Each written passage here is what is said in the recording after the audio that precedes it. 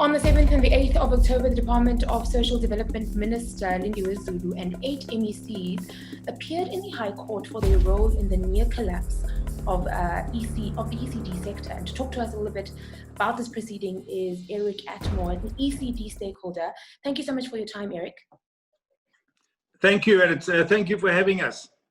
Great. So just to give our viewers context, I think let's maybe talk about the state of the ECD sector just before this issue was taken up by the High Court.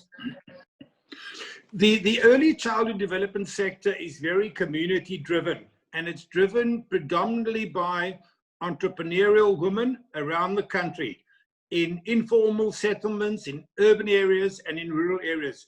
And they do a phenomenal job. Yeah.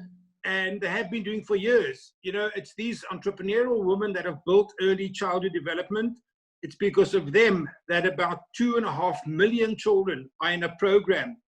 With the lockdown at level 5 and level 4, we understood that ECD centers had to be closed in the interest of young children and families. But when schools were allowed to open and when grade R was allowed to go back, the Social Development Minister did not allow ECD centers to open. A group of organizations then took the minister to court, and the High Court ruled on the 6th of July that ECD centers have to open the very next morning. So ECD centers have been open since the 6th of July, but they've been decimated because of lack of funding, lack of PPE, equipment to ensure the children's safety. And the sector really is in a bad way, mainly because of government neglect and an uncaring social development department. Yes. Now, given that 100,000 jobs have been lost already in the ECD space, how did the government subsidies sort of implicate or make that even worse? Before the lockdown, government provided an ECD subsidy of 16 Rand per child per day.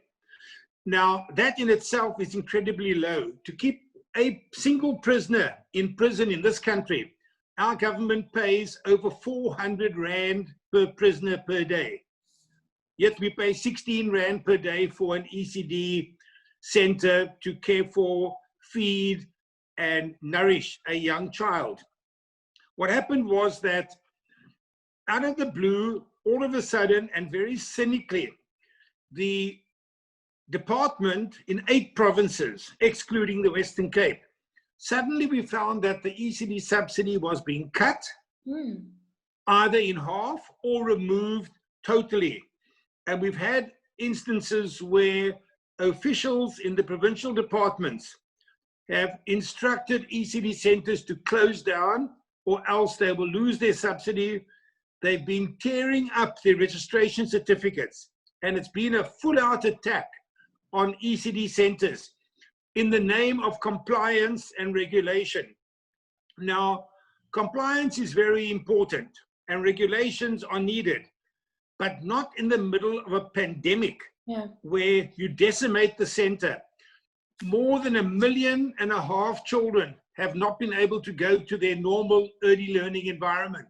And this is going to have huge repercussions in terms of school readiness, in terms of family dynamics, and these children have been placed in really dangerous environments. And we've seen across the country, young children being murdered, being shot, caught in crossfire, being sexually abused and assaulted. And that's all the result of an uncaring government. 100%. And I mean, you just said it, the government and its inadequacy seems to be at the heart of this conversation. Just tell us a little bit about the court proceedings and the outcomes straight after everything sort of unfolded.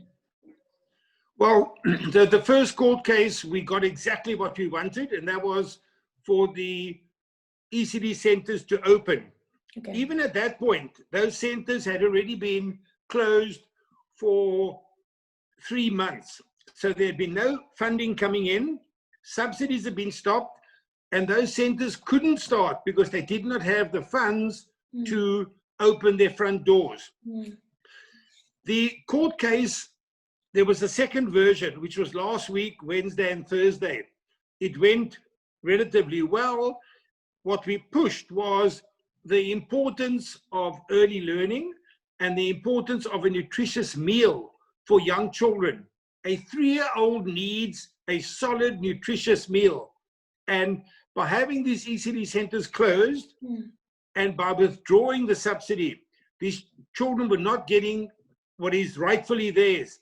And our constitution says that every child has a right to adequate nutrition, to food. So the judge did not make a ruling. She's reserved judgment. And we're hoping this week to hear that the court rules in favor that National Social Development and the 8 provinces, again accepting the Western Cape, that the 8 provinces reinstate that subsidy, the full amount, and not only that they reinstate it, but they backdate it to the day that they ceased offering it.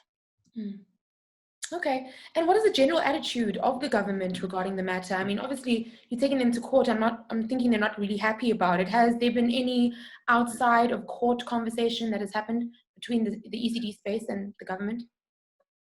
Yes, they have. We've, as an ECD sector, and I've been in the sector for 4 decades, I've never seen the ECD sector come together so strongly and so coherently.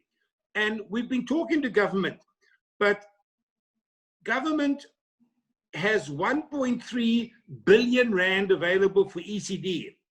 We're saying use that 1.3 billion to stimulate the sector, to enable the sector to open, to pay a once-off grant that will enable those teachers to be paid and the PPE equipment to be bought. But instead, what they're doing is they are planning to employ 36,000 young people as compliance monitors. That means going around and policing these centers. And it's all about registration and it's all about power. Compliance is important, but not now. You need food when you are hungry, not when you are doing well. So we're talking to government. We believe that there's been some progress, but we've heard nothing now in the last 4 to 6 weeks. 100%. And how can the people support this call? How do people get involved if they really want to sort of help ECD centers sort of get their message out? Across the country, there are about 32,000 ECD centers, and some are world class, but many are of poor quality. Now, that's not a function of the desires of these entrepreneurial women. That's a function of poverty and inequality and history in this country. Every community, I would love nothing more if every community came together and supported the ECD center in whichever way they can. Provision of food, even a word of encouragement to that ECD principle.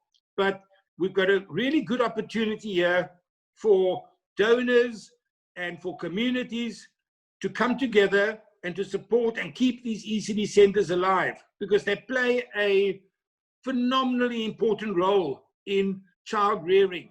But government has to come to the party. You have to take that 1.3 billion and put it where it will be of maximum benefit, and that is into teachers' salaries and into nutrition for young children.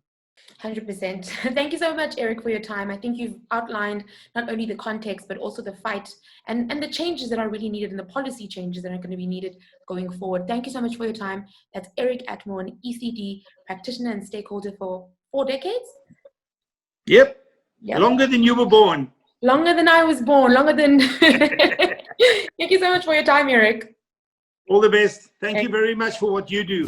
No problem. Thank you. For more stories like these, go to www.social-tv.co.za.